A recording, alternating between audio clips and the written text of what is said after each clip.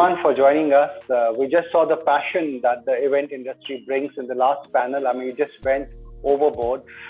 Thank you very much for joining us. Mr. Vivek Malhotra is also supposed to join us. He will be joining us shortly. So, first of all, I want to begin with you, Ms. Nair, with the very first question that marketers have always seen event as a space where they can target more effectively. In the last 1 year, things have changed and physical events have become virtual. There's the rise of event tech, and every day, I was just counting the other day, there are 100 plus platforms in India alone. First, tell me how important is event marketing in your entire marketing mix, to begin with that, to set that context. I think when you look at the B2B industry, and within that, if you look at the technology space, I can speak for some of the other CMOs who come from the technology space also, that events are a very big part of, our marketing mix. Right. In terms of both reach and in terms of depth. So therefore, the kind of events that we do are very different from the reach and experiential events that, let's say, FMCG or some of the banking or the financial services industry where I've worked for many, many years, come from. The purpose of the events in the B2B domain and its strong linkage to business delivery and ROI, therefore, makes it a very critical piece of the marketing mix also. It's not a small percentage of our spends. It's a very large percentage of our marketing spends. Right. Does that answer the question, Ruhail? Absolutely.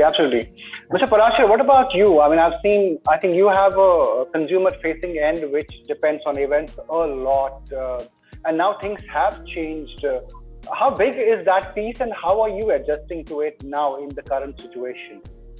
Yeah, so Deepali has already answered on behalf of financial services. So let me add to it. I think since we being a B2C player, initially before COVID, I think it was not so big. Let me be very honest with you. But post-COVID, this event tech has become a very critical mix, very important piece for any marketer. If you need to engage with your existing clients, you need new clients anyways. So how do you do that? Now, your on-ground activations are not taking place. Traditional marketing is not giving you that kind of an ROI. So event tech has drastically increased over the years, and I must say it is not. We cannot call it as a post-COVID era now, because COVID is all-time high. So this year also, I foresee very clearly that this is going to play a very, very important piece for anyone. Right, Mr. Tiwari, same question to you. How important is event marketing for you? How have you adjusted to this change over the last 1 year? See, I think Deepali and Vishwajit have taken most of the points on this question, but let me even try answering this. See, our business, B2B is a large part, so we deal a lot with sub-brokers and, so we do big events for them. And more than talking about, the size of the event, I think somewhere the COVID and the lack of physical options have made virtual and hence event tech all the more important. And in our business, it's very critical. Also, please understand that we deal with millennials and Gen Z customers. And for them, creating the excitement, the sense of engagement, that is very critical. So hence, events are a very important part of our marketing mix. Right. Mr. Sahni, the conversation is based on what you do a lot at Hubilo. And tell me, how has the event tech space panned out? I mean, we see a lot of mushrooming of event tech solutions in the last 1 year. Take us back to last 2 years till now. From your perspective, how is this industry shaping up? I mean, 2 years is a limited time frame. I'll just draw the boundary from where it all started. See, 1980 was when the first video conferencing phone. It was a telephone. It was a phone system that came out, and I mean, faces were really blurry, and the folks could barely see each other. And at that point of time, it started off at a base cost of $1,000 per minute, and you had to sort of pump in millions of dollars to get that entire instrumentation in place. All right, to today, where I mean, it's literally for free. I mean, Zoom makes it accessible. what's happened in the last 5 years, I mean, this year was the proliferation. This entire decade was about smartphones. What we see in the next 10 years is a lot of AI and ML and NLP, of course, coming into virtual events as well. I mean, at Hubilo, even we are thinking from a product roadmap standpoint as to what the future could look like 5 years down the line. And what we have figured out is that there are tons and tons of digitally native marketeers who would want a lot of these events where they could showcase their brand. Machine learning could guide all exhibitors and sponsors who sort of run a show on Hubilo to sort of with a list of these are the 7 events or these are the 10 events where you'll get the most bang on your buck for all the placements that you do and all the activation that you do from a marketing standpoint. So right from getting two most optimally perfect people to meet each other in an event to sort of guiding event planners about which are the 7 best events happening right now on virtual platforms where you could sort of position your brand. This is just going to be an AI and ML for the next 10 years as far as we see this. So from there, $1,000 per minute to today, large data sets informing marketers where to place your ad in a virtual event, that's the shift. Right. Ms. Nair, tell me, when you do, see, I have from the experiential marketing, we strongly believe in it. Of course, the digital piece has taken up a big space in this conversation. But when it comes to impact that you're looking for as a marketer, the event tech solutions that you see and you use, when you compare it with the physical events, how effective are they from the ROI point of view? What are the big gaps that you have noticed that you want to maybe address or share here? So, Ruhail, let me just break it down. I think when I'm looking at an impact from an event, one is, let's say, on the brand building and the thought leadership side. And the second is, from the ROI perspective of being able to drive business. When I look at the thought leadership in the brand building side, perhaps the tech platforms that we have are delivering because they've actually substantially increased the reach, which used to be a few hundreds earlier, has become few thousands now. Okay. Right. But simultaneously, the downside of that volume also is that when it comes to doing ROI, when it comes to doing business, the opportunity that you had in terms of even closing a second meeting, which you would actually do in a banquet room in a 5-star hotel because you had 5 of your execs, present there to meet with this person with whom you need to crack the deal. That ability is strongly, stymied, if I may say so, in the digital and the tech platforms that we have for events. So that's one. Number 2, the opportunity for the tech platforms is to not try and replicate what we did in the physical world. I think you need to rethink the customer journey. And I know this is a very cliched term, but genuinely rethink the customer journey. Think about what will bring the ROI to the marketer and not try and replicate what we were trying to do, in the physical world. Because that's when, in a post-COVID scenario, which is 2 years or 3 years from now or 4 years from now, when people have forgotten, what, the pandemic did to us, at that point of time, if you still want a sustainable business, then you need to think, what do you bring even more than a physical event, So that's the second part. The third thing that I want to mention is that whereas people never got tired of coming to a physical event, the only thing they cribbed about was traffic or the time not being suitable. Everybody wanted to come for an event. What you're already seeing in a period of 12 months, and I've done digital events now, totally big ones for 12 months now, because IBM started pre-COVID, by the way, okay, to start doing fully digital events. For 12 months now is huge amount of digital fatigue. Because you are reaching to thousands already, and the formats that you're using, there is not too much opportunity for us to innovate. And there, collectively, all of us are responsible. It's not the event tech platform alone. It's the marketers, it's the agencies, it's the tech platforms or the opportunities that are available to us. So I think that's my perspective on, what they are managing to do and where the gaps are. Right. Very well said. I think I agree that we cannot compare it with the physical event. That's a very narrow way of looking at the platform, and it can't be a replica. Mr. Parashar, when you sorry, I want to add, but that's what we are doing, so every tech platform who, Bhavya, sorry, apologies. Every tech platform company who comes in and talks to us will show us, this is what it is like, this is the lobby like, this is the booth like. The language also is of the physical world. So you're trying to replicate it. That is not solutioning that you require if you genuinely have to succeed in future. Right. Mr. Parashar, when you choose event tech platform, what are the broad things that you look at? Also, when it comes to ROI on a physical versus virtual events in your category, how has it panned out for you? Yeah, so I think Deepali has wonderfully answered the difference between a physical event and a virtual event. I would say to us, it has become a great advantage because we being in financial services consider ourselves as in an educational business, because more and more people listen to us, to our investor conferences, to our seminars, webinars. More people understand it. And in physical webinars, physical events, it used to be a huge cost for us, getting the traveling and all that kind of food bills. But because of these tech tools, I think a lot of problems have been solved for us. So we are doing events like anything, whether it is a B2B event for our partners or for new clients. We are all out to do, as many webinars as possible, because that's you are getting for the first time. The scale of people who are coming and listening to you may not be as serious as Deepali was mentioning. That one-on-one connect is missing there, and the funnel is, of course, increasing, and the ROI is a challenge. But for a change, we are getting a scale, getting a large number of people coming and listening to you, which never used to happen before because it was a huge cost.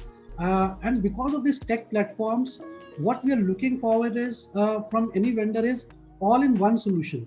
Right now, we have to go 2-3 vendors. Somebody will say the check-in facilities like this, and the registration would be like this. But if you can get all solution under one roof, that is something what any event organizer is looking for. So our expectation is very simple: give us all solutions under one roof rather than we have to go to different vendors. So but from my side, I think it's a great opportunity for us, and we are fully utilizing it. Right. Mr. Tiwari, your observation of using an event tech platform versus a physical event, what are the broad gaps that need to be addressed? As Deepali earlier said that we are replicating, we have a lot of physical terminology attached to it. What are your observations? What can be fixed? What needs to be fixed? I mean, if we see it from the angle of what needs to be fixed, I think we will only replicate what we already know, from the physical world. So I won't look at it like that. I would rather put my futuristic lens and see what is possible. Apart from the event, IBM kind of big thought leadership event or webinars that Vishwajit spoke about, I would rather talk about a lot of employee engagement initiatives, a lot of doing my marketing town halls, or doing some company-wide celebration over a Zoom call. I think I'm very enthused, with what I have experienced. The entire experience is of very different kind altogether. I have seen amazing event MC, who are like absolutely terrific in the physical space. In the virtual space also, they have, leave us spellbound. I have found the energy coming to me from this 2D screen, so that I have experienced. I have seen amazing performer, Adobe has done multiple events. We have also done multiple events with musicians, stand-up comedians, and I have totally enjoyed it. I've also participated. I think this panel discussion is also an event which is happening on Zoom, and I think with the chat window available, with talking only to the panelists, sending private messages, the experience is amazing. I'm just thinking that if you can change this hardware which is in front of us, which is designed more for meetings or kind of going through maybe some bit of gaming, some bit of office thing, it can be designed for the event experience, what it could be then, how the augmented reality, virtual reality, will it make a difference? Can you give me some other sensation in the room, with this a physical piece of device which is available. I think this is where we need to go. And this is the future. Some of the people I have seen offering us that, and some other guys will be working somewhere in the garage out there, the next big startup which will come in this space. So I'm very positive about the future, and I'm very happy with what is available. And let's see what is on the way for us. I didn't understand that. Yeah. Sorry. Part of it. Ms. Sahni, so you heard what the panelists said, and one of the things that really I want to ask you is that we see a lot of attempts by event tech players to replicate a physical, as there's an entrance and there's a hall and there's a seating area, the front row. Even table, they kind of put a table. Network. Yeah, my point is that how do we move away from being captive to a physical event inspiration and make online a totally different beast, with its own identity, with its own offerings. At Hubilo, if you can tell me, how are you looking at this piece and addressing it? Before I go deep into that, I've been intently listening to a lot of very interesting quips here by the panel. And I'll just also sort of touch upon a few of those facets if I can. And there is where I'll also, how are we different also couples with that answer. So first things first, we are truly an experiential events platform. Now, what do I mean when I say that? So we've been checking out our competition very intensely, and what we have figured out is that no two events look different on these platforms, all right? They have a base layer on which you pull your brand templates and you upload your custom CSS, but at the end of the day, you still have to work within a lot of constraints when you have to sort of extend and elevate your brand virtually. At Hubilo, no two events look like the same. So organizers actually can just drape the events their way. It's their brand, their signature, and there's no limitation on what sort of brand visuals or visual library would you want to sort of import inside the platform. That's one big challenge. That's one big differentiator. Folks who want to curate an experience and go experiential in the sense of the word, they love Hubilo. There are a lot of other differentiators, but again, if I have to club everything in one large, strong philosophy, it's that perhaps we are the only platform that is building for all stakeholders in an event. So stakeholders is the audience, it's the speaker, it's the exhibitor. The sort of depth that we have hit in the product for all stakeholders in the event is something that I can confidently say it's second to none. And I'm talking about the best names in the business right now.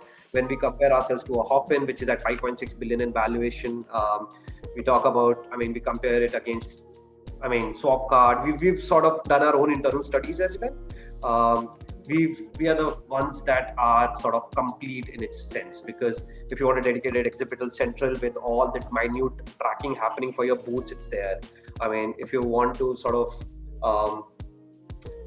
integrate it with your tech stack, so if you're using business software like Salesforce, MarketOL, Aqua, whatever you might be using in your environment, each and every data that is generated inside Hubilo is streamed to these platforms real time, so that marketing teams and sales teams instinctively know which are the accounts that will close, which are the leads that will close, and which are the ones that won't, because we've tracked each and every step in the process. If they click a banner, there's a point to that. If they check out a video, there's a score for that, and you can just customize the score as well.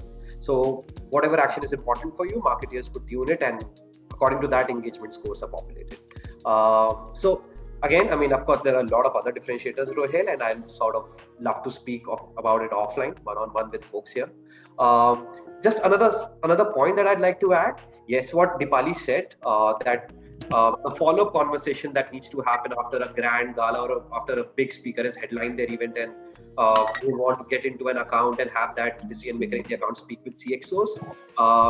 That challenge still people are solving on Hubilo through our breakout rooms and lounges, and they happen concurrently. You can have as many sessions as you want to have, but yes, it's still a problem, and I would accept it, and I would agree. Nothing. If it totally depends on the deal size. If you're working on a deal size of $1 million plus and above, of course, you need that human connection. If your ticket size is less, consumer. So, it's not that. So I was also checking out the history of SPACs. IBM deal sizes are big. Of course. I was just $1 million is hypothetical. I mean, you get my point. So I was reading SPACs about SPACs. I'm sure my friends at Bajaj Capital and Angel Broking would know. So Chamath launched his first SPAC virtually. All right, and the first event had 200 folks. The next event had 2,000 folks, and the third event that he did had around 200,000 folks. All right, all of this happened virtually, and SPACs became a rage after that launch. All right. It was not a new thing, but it became a rage. Red Bull launched 2 products virtually. This last year, and total eyeballs were around 4 million. And that kind of possibility, because regional chapter activations, and you just can't hit that scale. So there are certain use cases where virtual will still be very, very big. For intangible products like financial products or something like that, it's still going to be the de facto channel. If of course your product has a lot of experience associated with it, has a lot of touch and feel associated with it, it might not be the best medium. But still, what will happen in that case is that it will be substituted by hybrid, because folks still want a reach. All right, if even if it's an experiential product, if Red Bull can demonstrate it to 4 million folks across the world, it's a win-win. So sustainability and everything else, there's a large business case for virtual events going forward as well. Right. Ms. Nair, I know you have to leave at 1:20. You have a meeting at 1:20. So let me come to you. You said that at IBM you started virtual before COVID, and most of us, give COVID that credit, that it has sped up the entire, this piece of event tech. Tell me, what was the thought that you started it at that moment? Was it less, maybe the cost effectiveness? Was it about more engagement? Was it about not having physical because of maybe, it's a very complex way of organizing it. What was the driving thought of going to event tech before COVID? Thank you, Ruhail. You're giving me an opportunity to brag. But before that, I just want to highlight from what, Vishwajit said. I think when he spoke about the education in the financial services domain and, these event tech platforms or event tech opportunities or digital event opportunities, he very rightly pointed out that I think they have a very, very huge role to play. And that may be an opportunity where they will be here to stay, because, you are definitely, reducing the cost of the events. Now to your question, what made us do it? So, my first event that I did on digital, we completed it in the month of Feb when COVID had not even hit us. And when you're trying to do something new for the industry, you would imagine that we would have put in 5-6 months of work into it. The kind of events that we do, they don't get done in a 3-4 week, preparation. Why did we do it? I've always believed, right from the days of my financial services and Mahindra Holidays when I worked there, that we must experiment and pilot things for the future. And, when we were doing the planning cycle in the month of October, for 2020, in October of 2019, we discussed in the team and we said, in 2 or 3 years' time, a fully digital event will be a possibility. Okay, so why not experiment with it and try and see what are the mechanics of doing it? Because the cost of doing that program just now will be actually low. The costs have gone up dramatically from the first event that I actually did in the month of Feb.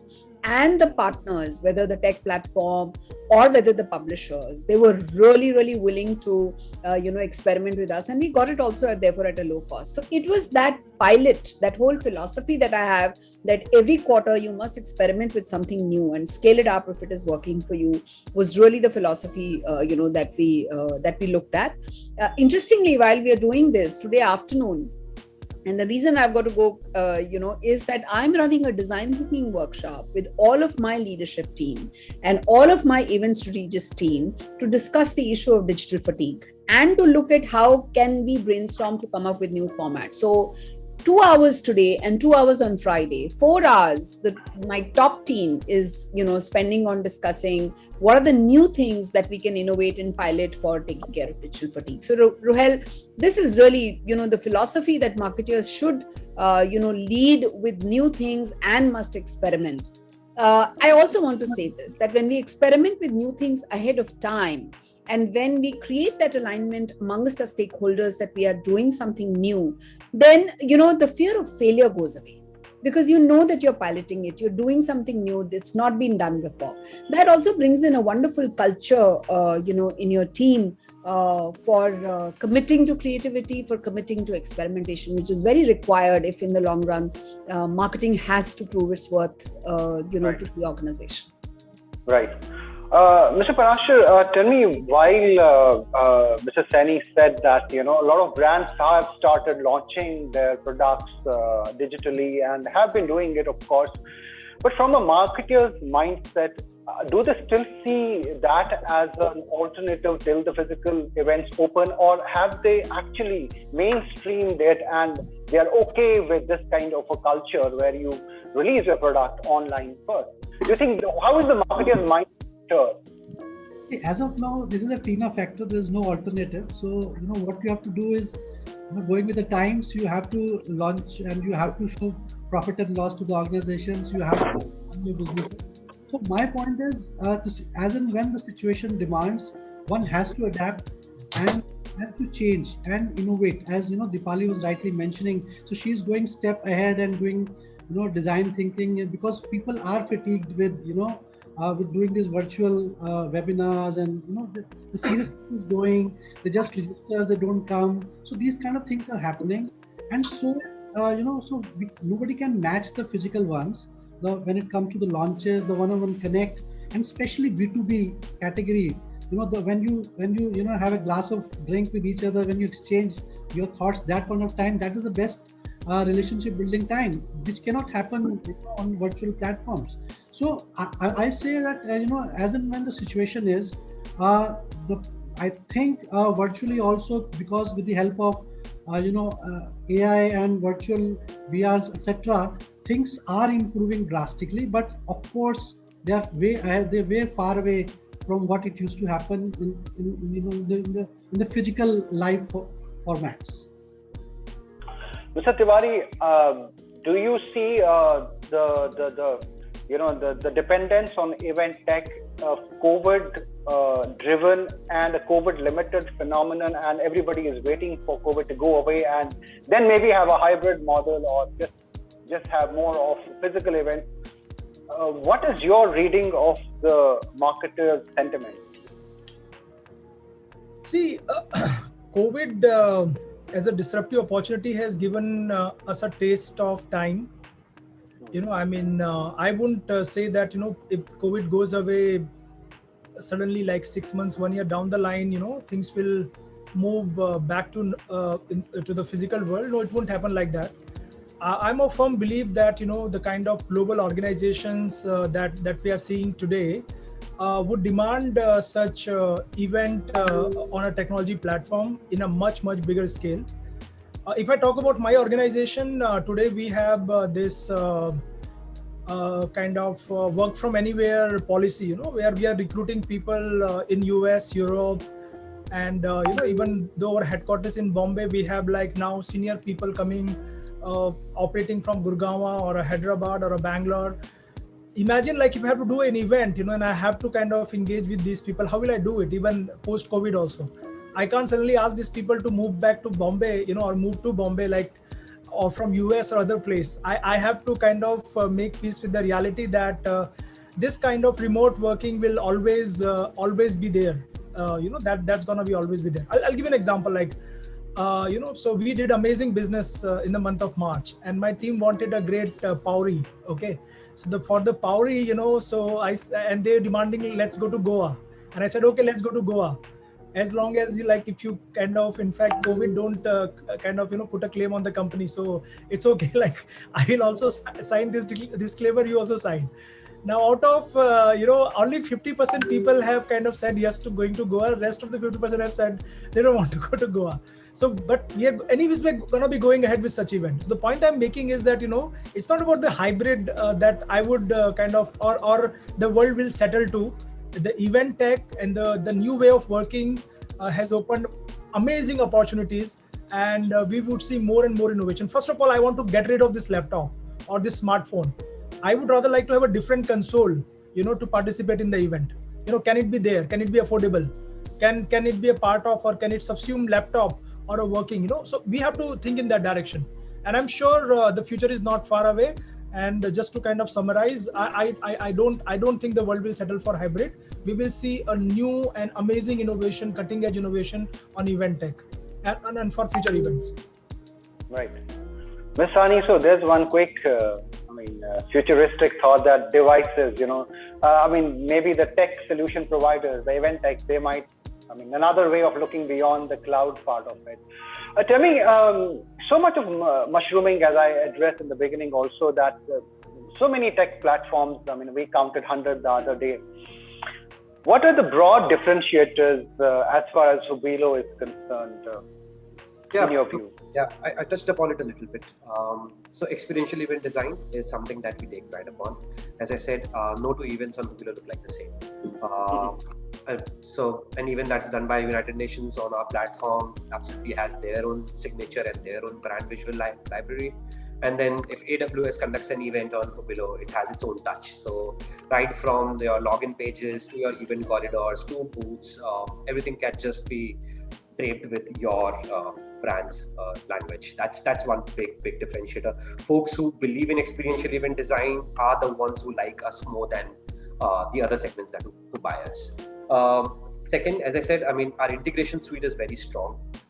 So every platform boasts of analytical capabilities, but I'm not very confident of a lot of platforms who've got that integration ecosystem that can transfer this data real time in their business software, and even business software can transfer it back to the platform. All right, so that's very critical if you have to look at it from a marketing and sales and sort of revenue perspective. Again, I guess some of our hybrid features, and there's so many that if I start talking about it, I can take the next half an hour. But our hybrid capabilities and our readiness for hybrid, the sort of stuff we are building is, I personally feel we are in the top 10 percentile there. Our matchmaking capabilities, again, a lot of our folks bias for that, because the sort of connections we've been able to build on our platform for some of our event organizers, those connections have been lasting for years now. Not years, of course. We've got to know about people who've met through Hubilo events. We have got to know about people who've built some small communities after having been met on Hubilo. So that tells us that our matchmaking features work. These are some. These are differentiators on top of my mind. There is this ready reckoner data sheet that I can share with everybody after the event as well. Perfect. Ms. Nair, tell me, how much of a similarity do you see between a MarTech and an event tech? What kind of a sharing of features is there? Do you think event tech companies can look at MarTech part of it in a more serious way than they have currently? See, I think the purpose of the whole MarTech stack, and there are a couple of thousand solutions available in the market just now.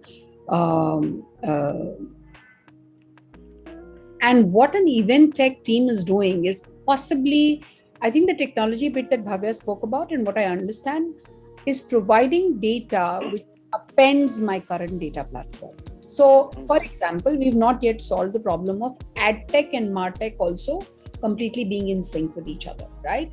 I think event tech is possibly like the ad tech platforms, right? It can feed in information into the CRM, for sure. But I don't think it can replace MarTech if that's a question you asked. But in this context, there's one thing that I want to highlight, because it's something that I'm personally very passionate about. I do a lot of work in the developer ecosystem. I personally also mentor a couple of startups. Okay. I think one of the things that new technology companies, especially when they are younger and when they are new, they need to take care of is what is the digital ethics that they follow. Okay, the whole issue of data privacy and digital ethics. Because we can do a lot of steps forward, and with just one problem that we may have on the PII issue, whether you're working with a MNC or not. IBM, for example, has very, very strict norms, and we actually lift up our partners and ensure that they follow those stricter norms. But let's imagine if in my previous role somewhere else where I was working for an organization where we didn't have the norms. I'm hoping And saying this, that I think the event tech companies also need to build in, the stricter norms which ensure that they're global players and follow the global norms. So because you brought in the issue of MarTech, I wanted to therefore talk about the whole context of data privacy and digital ethics, which becomes extremely important for the industry to really take off. And this is where we also differentiate ourselves, because the sort of compliances that we have are built for enterprise. Whether it be GDPR, California Privacy Act, I mean, there's a dedicated legal and compliance team that works directly with products. So we are very cognizant of some of those needs. So yeah, that's one differentiator again. Yeah, Bhavya, I gave you the opportunity for a plug. Okay. Yeah. Yeah. Thank you so much, Deepali. Yeah. Right. Mr. Parashar, tell me, when we talk about offline and online, how much of the hybrid, the phygital part, how much is phygital going to stay relevant? What do you foresee from a marketer's point as we move on? We don't know, it's a post-pandemic. I mean, we are in the thick of it again. What would emerge finally, the marketeer's solution to reach out to people? Would it be phygital? What would it be in your view? I think for a brand like us, which is more or less on, we had our shops all over India, 200 offices. So we always believed in, a physical side, but obviously you have to go with the time. So with time, we changed our strategy from purely high touch to high tech and high touch. But I think during COVID times, people are not comfortable in coming to offices. So you have to touch base with them in whatever way, through whatever mediums, or to whatever solution they are looking for digitally, because that's the way of life, during COVID times. But going forward, as some panelists before this session was speaking, this is going to last for next 6-8 months. I strongly believe it's going to be a hybrid model. You have to enable things digitally, but at the same time, people would love to come and connect with you when it comes to their hard-earned money, where they want to talk, they want to meet, they want to understand what are the various do's and don'ts of investments or insurance. So my view is very clear. It's going to be high tech and high touch both. Obviously, both the models have to be independent of itself. So you have to give a omnichannel experience, whether the client is coming to physical shop or through digitally. The experience has to be amazing, independent of whatever strategy you're following. But my gut feeling is it's going to be hybrid model, high tech and high touch. Mr. Tiwari, your thoughts on this? I mean, how do you see the entire space of event marketing shaping up, the physical as well as the use of event tech? So I can't cross Vishwajit. He's like a big brother to me. So I have to follow his line. So I'm sure it will be hybrid only, and this is how, I mean, on a serious note. So I'm sure this is going to be a hybrid model for a very simple reason that, I'm also from fintech world. So, we are into distribution business. We are into broking business. We are also getting into AMC in a couple of years. So I think our first job is to educate customers, because, till the time they are aware of, things which are there, the risks involved in the kind of investment they can do through us, it won't be right for us to kind of give them a platform just to open a Demat account and start trading. So that education part is very critical. And I think hybrid model can give you that. Where there could be some fun and engagement element. At the same time, we can leverage to kind of educate them and also to check their level of understanding. So I'm very confident about the future in that respect. And I'm amazed with the kind of technology which are coming nowadays. Like, I'm not kind of taking away from Bhavya, but Air Meet was quite a delight for me. In a couple of events I experienced that. It was a very delightful experience for me. And so I'm just amazed, the kind of things people are doing. And we are moving beyond Zoom, because I remember first... Now you're on Hubilo, of course. Yeah. So initially 1 or 2 quarters I have not experienced Bhavya, and I would love to. So we can catch up later. So, but I'm amazed that, after COVID, 1 or 2 quarters was just Zoom, which was getting very boring. So there's a lot more variety. And as Deepali said, there are a couple of thousand options available, and I look forward to experience leading ones in next 1 or 2 quarters. So look forward to that. Yeah. So the space is becoming more colorful. Yes. No, thousands of options that I spoke about was for the MarTech stack, Prabhakar. On the event tech side, I think it'll be possibly still countable. The big ones will be countable on our fingers. Rohel, before I go, make a point, and I know Bhavya has to speak, but I just wanted to, say this. That, I think when we talk about the hybrid model, and thanks Vishwajit and Prabhakar for bringing that in. I think another way of looking at hybrid also is that, 3 years or 4 years from now, a CMO will look at a hybrid model to say that I'm going to have a couple of digital events and I'm going to have a couple of physical events, right? Some solutioning can be done through the, digital events. And I think if I were to listen to Vishwajit and Prabhakar, clearly the education space within, let's say, financial services or any other domain, healthcare maybe, can happen, right? Another way of looking at hybrid is that you look at the customer journey to say that, this is a customer I'm tracking, and there is a physical part of the event that happens, and there is a digital part of the event that happens, and how do we tie them together? And I think that's where innovation can happen. The third part of the hybrid is that everybody today is thinking replacing physical events, okay? And they're trying to recreate the physical world. We are going to come back to the physical events also. They may be lesser in number, they may be more premium. I don't know what shape they are in. I think there is a lot of opportunity to infuse tech into a physical world also. And that's especially from the data perspective, Bhavya. For example, we don't know the movement of the people when they come to a physical event, and we've tried that in IBM, by the way, doing heat maps where people go from here and there, and we've done a lot of things. But I think that's also an opportunity for, event organizers, event platforms, I don't know, publishers. I don't know whether the hotel industry will take the lead there, but I just wanted to point out that I think there is a lot of opportunity to innovate, in this whole events domain. Rohel, 120, and may I say bye, and thank you for accommodating my early meeting. Thank you so much for joining us. I know you have a meeting lined up. Thanks for joining us. Bye, Deepali. Bye, Deepali.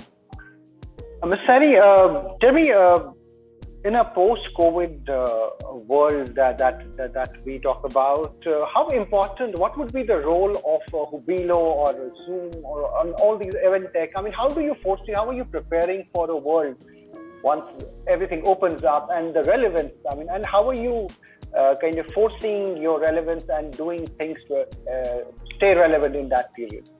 Okay, so to just elaborate on the point of relevance, let me share a story. The other day, we were just absolutely amazed at Hubilo, where we saw a couple of senior doctors in Russia operating over a dead body, and that session was being broadcasted to a bunch of junior doctors somewhere in Russia. All right.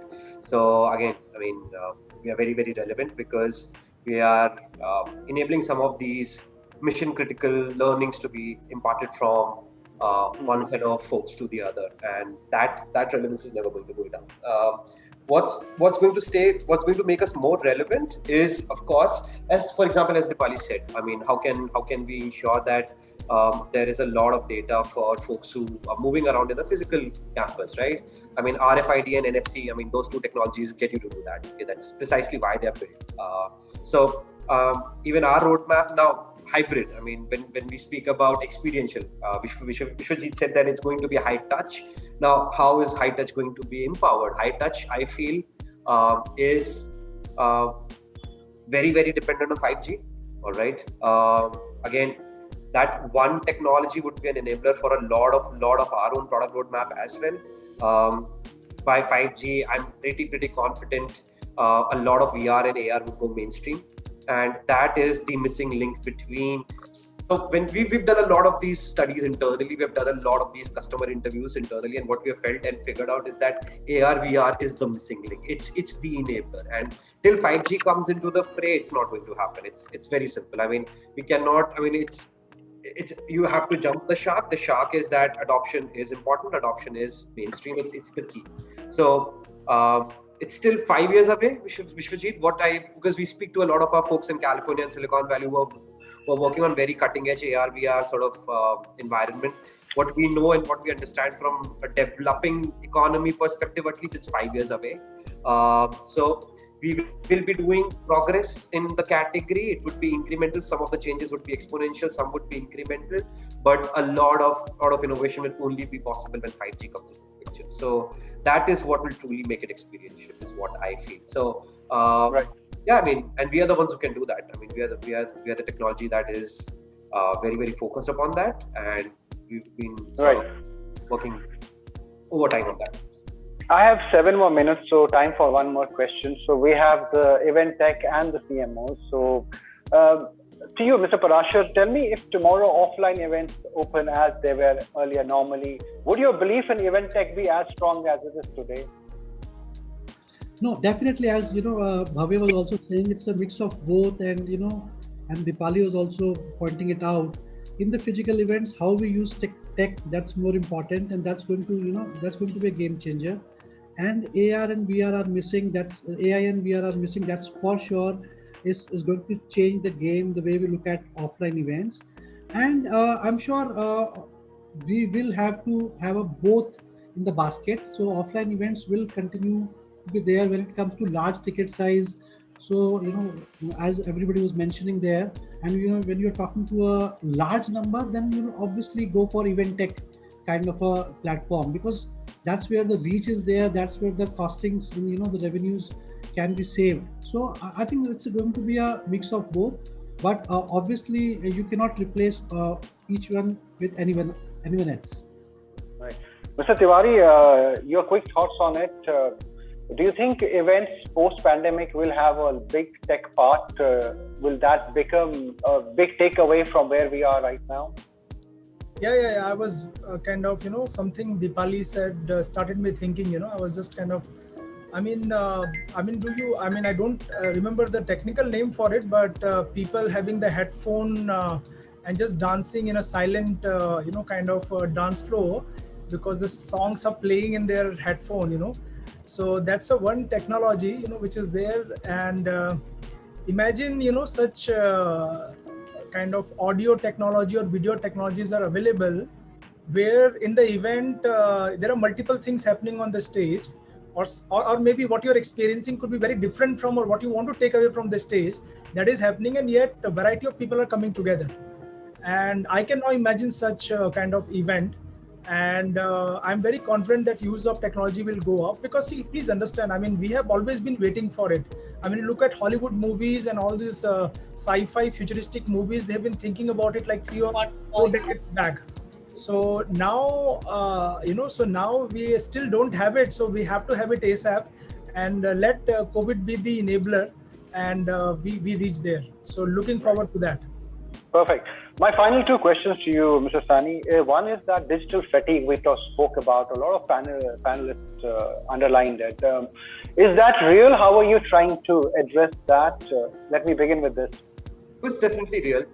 So one of the ways, and this is what we even coach our customers upon and our prospects upon, what we've seen, 60 minutes, for example, I'll just give you an example. 60-minute sessions don't work. It doesn't work in a virtual environment.